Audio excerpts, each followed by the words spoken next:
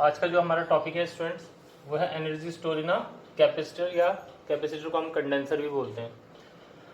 देखिए मैंने आपको बताया था कि जैसे मान लीजिए सपोज ये कोई कैपेसिटर है, हम इस कैपेसिटर को सपोज किसी बैटरी के क्रॉस जोड़ देते हैं। ठीक है, इसकी एक ही प्लेट है, पहली प्लेट है, दूसरी प्लेट है। एक प्लेट को हम बैटरी के पॉजिटिव से जोड़ते हैं, दूसरी प्लेट को बैटरी के नेगेटिव से। तो क्या हो गया, होता क्या है, जैसे सपोज मैंने यहाँ पे की लगा दी, मैंने इस की को क्या कर दिया, क्लोज कर दिया। क्लोज करने का मतलब यहाँ पे की को ऑन कर दिया। तो जैसे मैंने की को क्लोज किया तो ये क्या होगा, ये जो प्लेट पॉजिटिव टर्मिनल से कनेक्टेड है ये धीरे धीरे ग्रेजुअली पॉजिटिव चार्ज होती जाएगी, और जो प्लेट नेगेटिव से कनेक्टेड है वो धीरे धीरे ग्रेजुअली नेगेटिव चार्ज होती जाएगी। अब देखिए जब एक प्लेट पॉजिटिव चार्ज हो जाएगी, एक प्लेट नेगेटिव चार्ज हो जाएगी, तो इन दोनों प्लेट्स के बीच में क्या हो जाएगी, एक इलेक्ट्रोस्टैटिक पोटेंशियल एनर्जी, जो मीन्स हमने जो चार्ज दिया है उसके कारण क्या हो जाएगा, इन दोनों प्लेट्स के बीच में क्या हो जाएगा, एक एनर्जी स्टोर हो जाएगी, जिसको हम इलेक्ट्रोस्टैटिक पोटेंशियल एनर्जी कहेंगे। अब क्योंकि एनर्जी स्टोर इसलिए होगी क्योंकि देखिए हमें चार्ज को स्टोर करने के लिए क्या करना पड़ेगा, वर्क डन करना पड़ेगा। ठीक है ना, तो वही वर्क डन क्या हो जाएगा, एनर्जी की फॉर्म में क्या हो जाएगा, स्टोर हो जाता है। ठीक है, अब देखिए इसमें हम मानते हैं कि लेट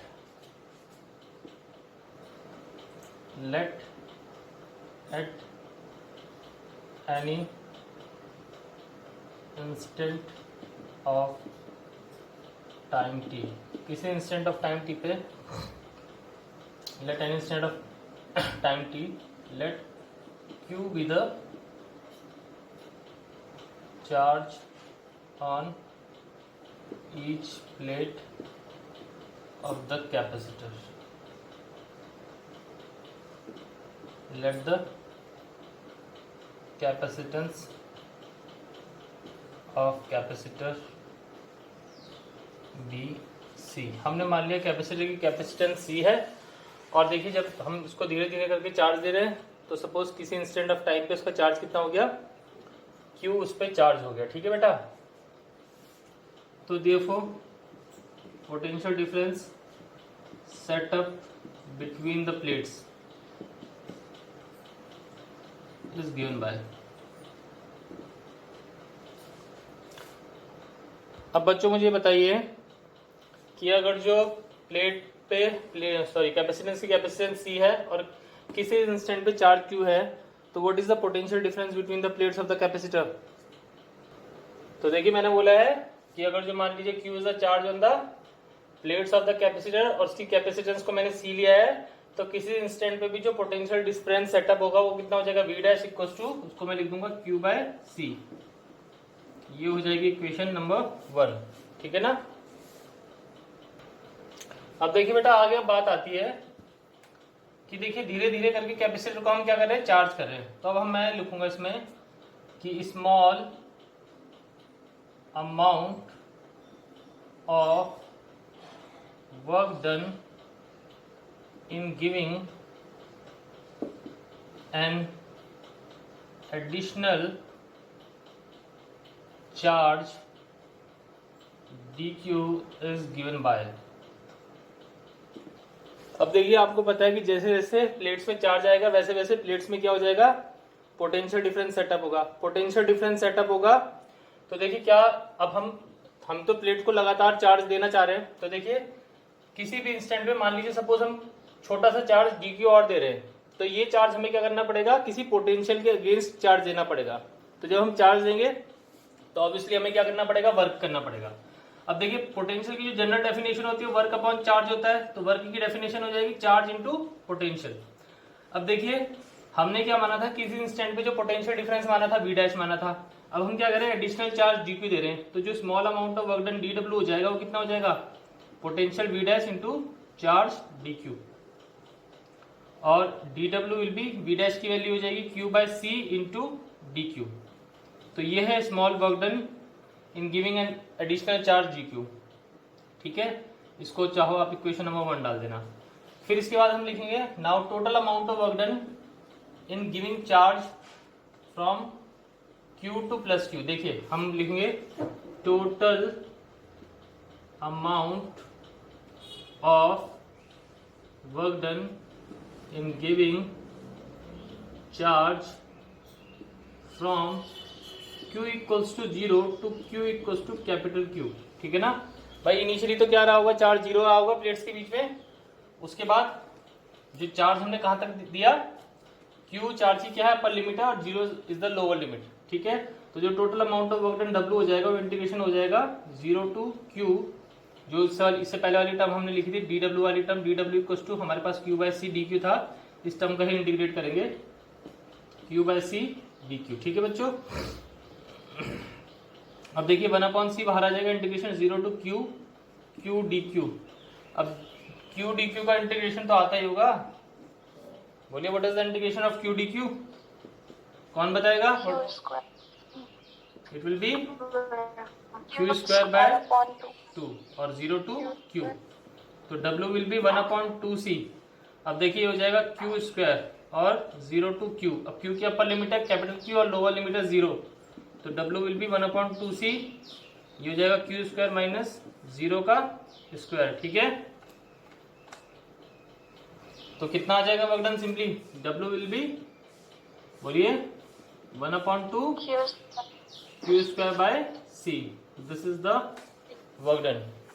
ठीक है, यही जो वर्क डन होता है, this work done is equal to potential energy of the capacitor. ठीक है, this work done is store in the capacitor, this work done is stored in the capacitor in the form of its potential energy which is denoted by, बेटा आप इस energy को U और suffix में E लगा सकते हो। ठीक है ना, या सिंपली U भी लिख सकते हो, UE लिख लो या सिंपली U लिख लो, it is up to you. तो ये कितना हो जाएगा 1/Q स्क्वायर बाय C। ठीक है ना, तो जनरल फॉर्मूला एनर्जी का कितना आ गया, U equals to 1/2 Q square by C। ठीक है बेटा, ये जनरल फॉर्मूला आ गया energy store in a capacitor का। अब देखिए इसको हम और भी फॉर्म्स में कन्वर्ट कर सकते हैं। देखिए अब हमें पता है बेटा, इसको कुछ नंबर डाल दीजिए, क्वेश्चन 2 वी नो। देखिए Q को हम डिफाइन क्या करते हैं, Q इक्वल्स टू होता है CV। ठीक है, डेफिनेशन के अकॉर्डिंग Q क्या होता है, CV के बराबर होता है।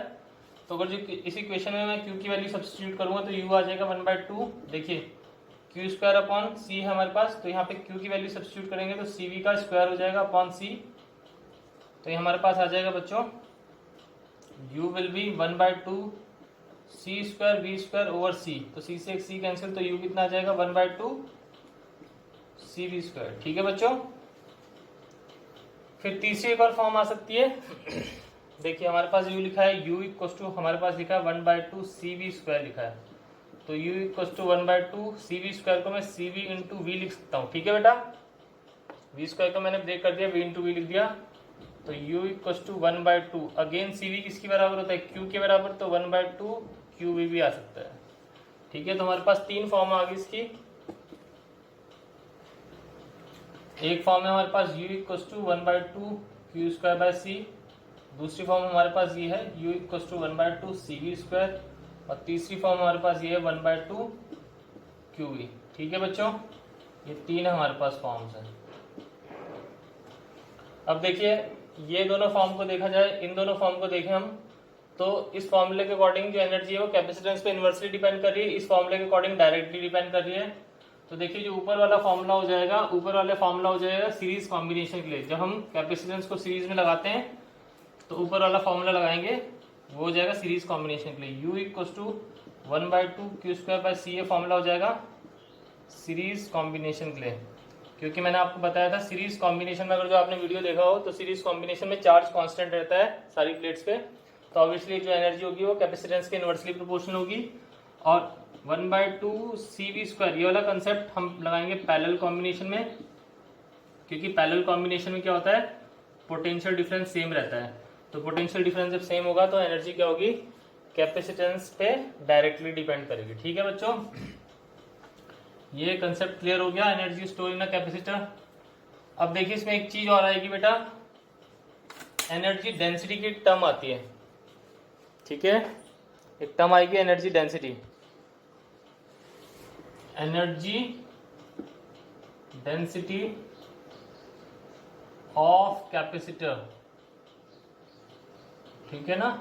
एनर्जी डेंसिटी उसको हम स्मॉल यू से डिनोट कर देंगे, तो ये क्या हो जाएगा, it is defined as total energy per unit volume, total energy upon volume of the capacitor, ठीक है। अब देखिए टोटल एनर्जी बताइए अभी आपने कितनी निकाली, जो जनरल फॉर्मूला हमने निकाला है, एनर्जी का जनरल फॉर्मूला हमने निकाला 1/2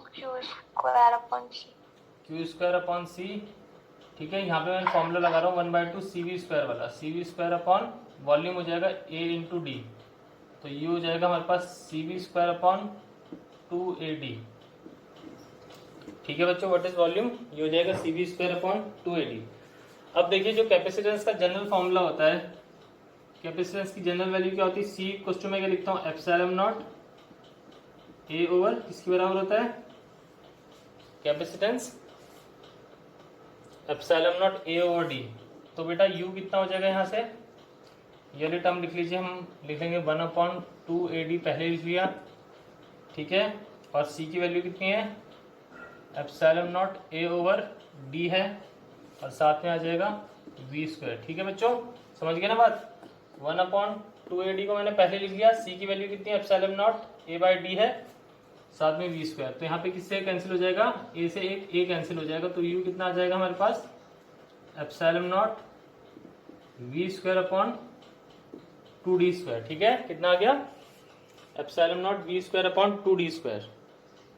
इसको हम, मैंने एक चीज बताई थी आपको बेटा, कि जैसे एक कैपेसिटर है हमारे पास, ठीक है, एक पे पॉजिटिव चार्ज होता है प्लेट पे, एक प्लेट होता है नेगेटिव चार्ज होता है, और इन दोनों प्लेट्स के बीच में इलेक्ट्रिक फील्ड कितनी होती है, E होती है, और डिस्टेंस कितना होता है दोनों प्लेट्स के बीच में, डिस्टेंस D होता है। तो पोटेंशियल डिफरेंस को हम इलेक्ट्रिक फील्ड की टर्म्स में क्या लिखेंगे बोलो, मैंने आपको बताया होगा कि V कितना होता है, A इंटू डी के बराबर होता है, तो V² कितना हो जाएगा, V² हो जाएगा E² इंटू D² के बराबर हो जाएगा, तो U will be epsilon not 2D²। अब देखिए हम यहाँ पे क्या रख सकते हैं, V की जगह V² की जगह E², साथ में कितना आ जाएगा D², तो बेटा D² से D² भी क्या हो जाएगा, कैंसिल हो जाएगा हमारे पास।